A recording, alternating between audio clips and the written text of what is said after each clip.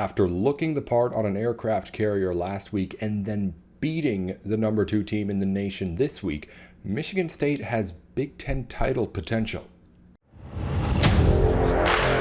You are Locked On Big Ten, your daily podcast on the Big Ten Conference. Part of the Locked On Podcast Network, your team every day.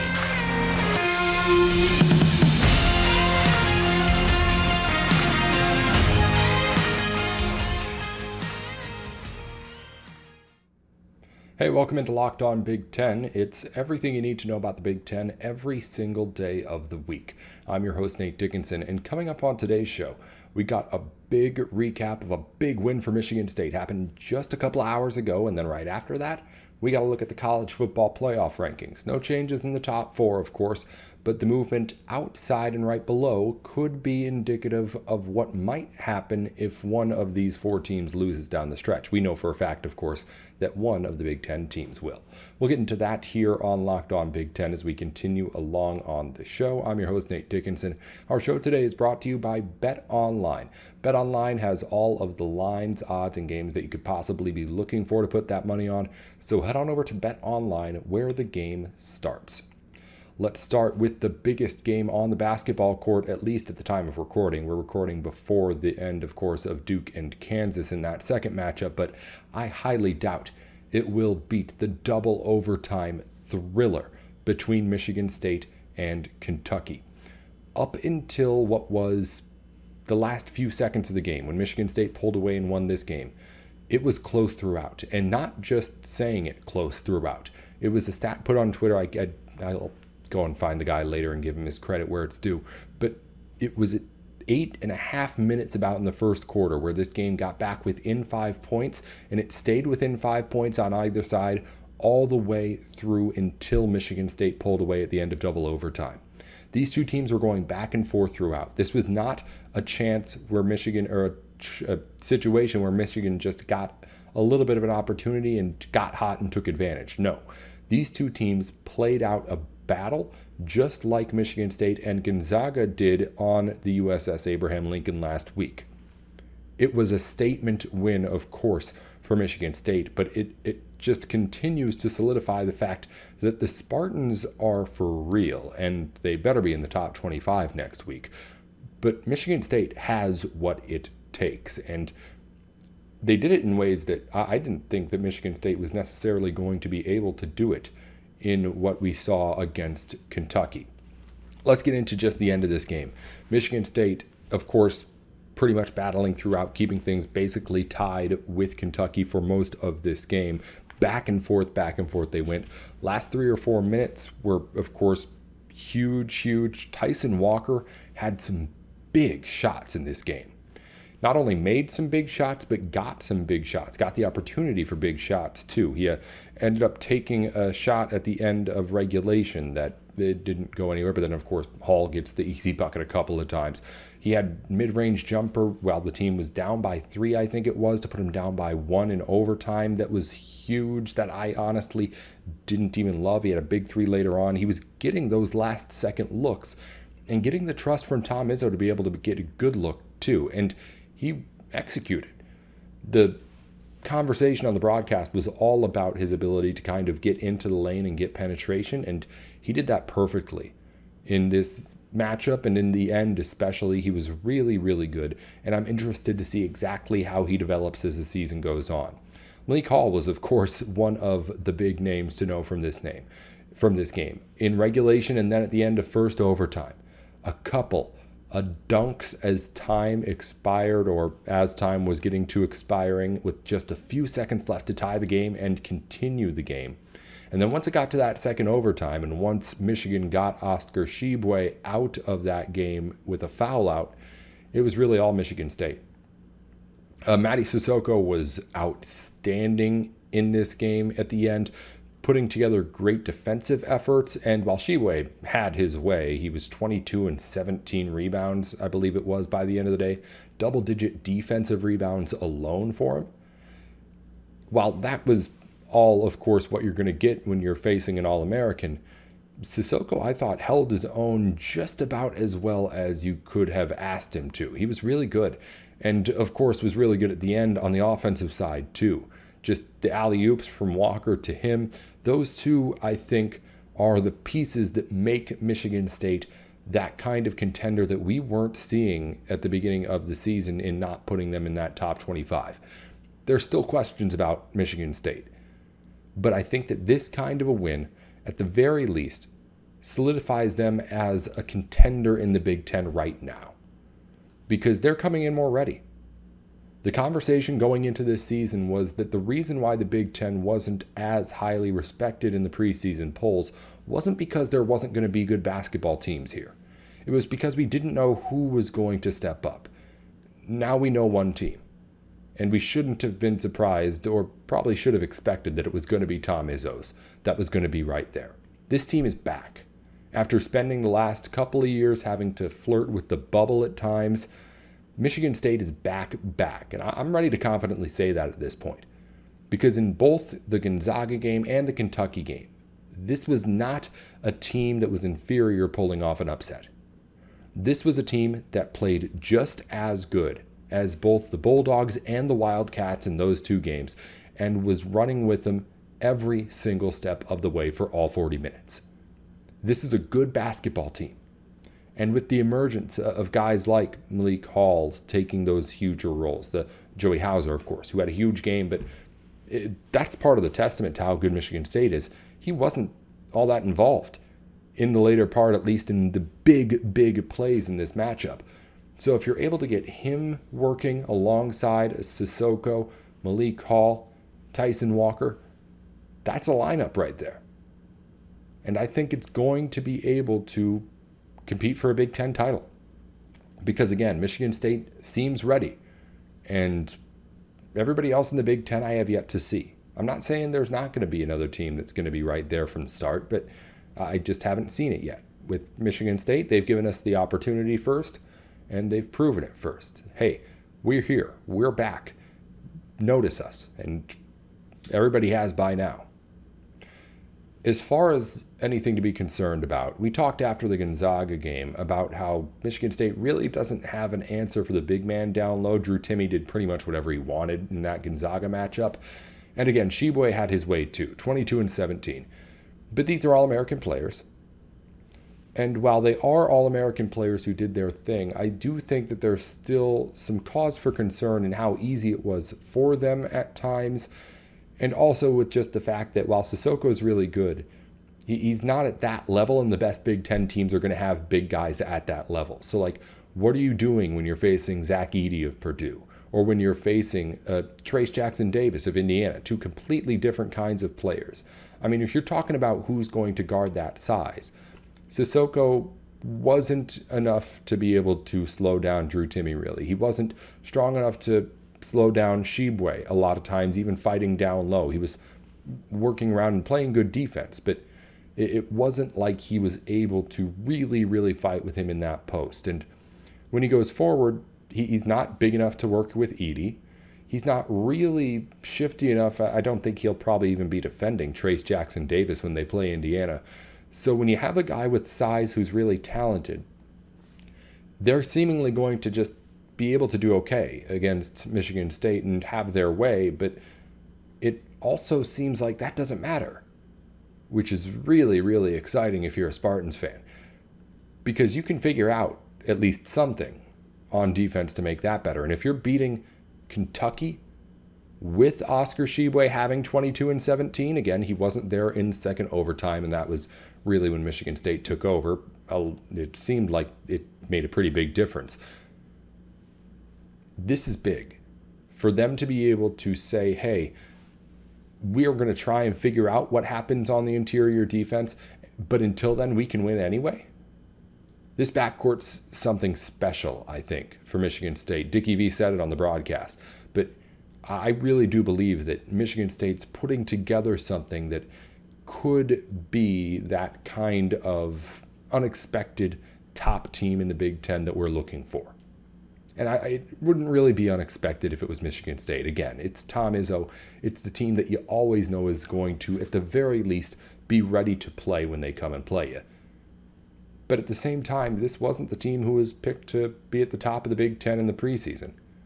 And if you ask me, I'd pick them over anybody else right now, or just as much confidence as I would in anybody else in what Michigan State is doing. So that's my take on it. This team's really, really good. It's not a hot take after you beat the number 2 team in the country, but them being this good and this prepared to start the season is what really makes the difference for me, because I'm looking at the Big Ten and the big question is, okay, who's really ready? Who's going to be able to step in and say, hey, we're good to go. We don't need to spend this time kind of adjusting and figuring out who we are before Big Ten play. Because the sooner you can figure that out in the season, we see it time and time again, the better you do when you do get into Big Ten play. Because the longer that takes, before you know it, you're facing off against the top Big Ten teams and still really kind of trying to figure out who does what.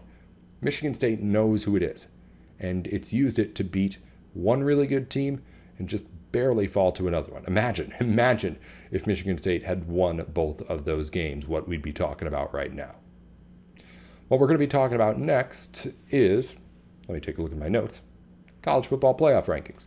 They're out. They came out just after the Michigan State upset of Kentucky. Same 4 at the top, of course, but we'll go over all the other changes below them here on Locked On Big Ten. But first, it's time for the Nissan thrilling moment in college football from this week, brought to you by the new designs in the new lineup from Nissan. They're capable and ready to help you find the best car for you over at Nissan, and also give you some of those thrilling moments that you can get in a Nissan, much like what you can get in college football. And in the Big Ten last weekend, where our Nissan thrilling moment is the Payne Durham 12-yard touchdown catch that ended up being the difference in Purdue's win over Illinois. It was his second touchdown catch of the day. O'Connell to Payne Durham gets Purdue in the top of the Big Ten West along with 3 other teams. We're going to be talking about that Big Ten West, of course, later on here on the program. But first, let's get into the playoff. Not a whole lot to talk about because not a whole lot of change, nothing really unexpected in these rankings that we saw, but a couple of things to mention.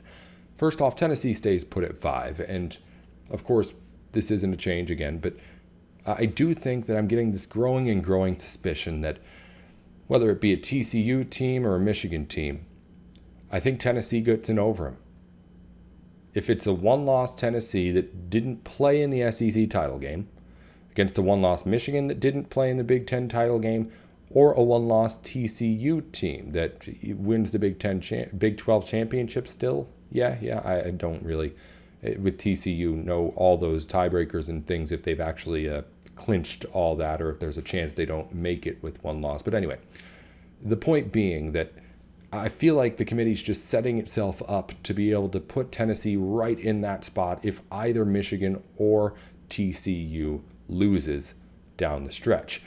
The big question I think that would really make things interesting is what if Ohio State loses that game? Because then I think I would be putting Ohio State in over Tennessee easily. Tennessee fans would say, why would you think that that's the case? Our loss is better than yours. But I think Ohio State's looked like the better football team. They've been ranked consistently higher than Tennessee up until the point where Tennessee was number 1 in the college football playoff rankings to start the season. But that's kind of like what I'm talking about, like putting Tennessee number 1 at the start, then having them at number 5 here, just sitting and waiting for another team to lose. Whether it's deserved or not, I'm just seeing it being written on the wall for me before it happens. Just the disappointment of saying, all right, well, I guess it really is just still the SEC against everybody else. I think that Michigan and Ohio State have played well enough to earn that kind of a spot over Tennessee, but I don't know what's going to happen. I'm just getting that feeling in the pit of my stomach that the committee is going to go that way if that happens. But again, if Ohio State loses, then what happens there? Because Ohio State's I shouldn't say much. Ohio State's more respected as a talented football team than Michigan is. And I feel like that's, of course, the difference between when you're talking about why these SEC teams always get that second team in over whoever else is contending for it in the situations over the years. It's because people just believe that the SEC is more talented, that it has better players, and that it plays better football. Ohio State's been that all season.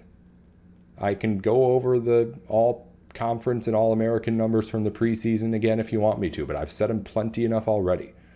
This team had the team on paper to be better than Tennessee.